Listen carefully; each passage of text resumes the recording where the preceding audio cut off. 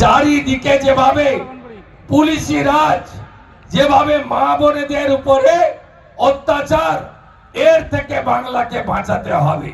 ভুলে যাননি কালিয়াগঞ্জের কথা, মৃত্যুঞ্জয় বর্মনের কথা ভুলে যাননি তো? কালিয়াগঞ্জে তৃণমূলের অঞ্চল সভাপতির বেটা, নাম তার জাভেদ, ক্লাস 12 এর রাজবংশী পরিবারের ছাত্রীকে ধর্ষণ করে খুন করেছিল, মনে নেই? পুকুরে, নাম বলা যাবে না, ভিকটিম না, পুকুরে দেহ ভেসে উঠেছিল। সেদিন এই মুখ্যমন্ত্রী কি বলেছিলেন? বলেছিলেন লাভ অ্যাফেয়ার্স ছিল। ভুলে গেছেন আপনারা?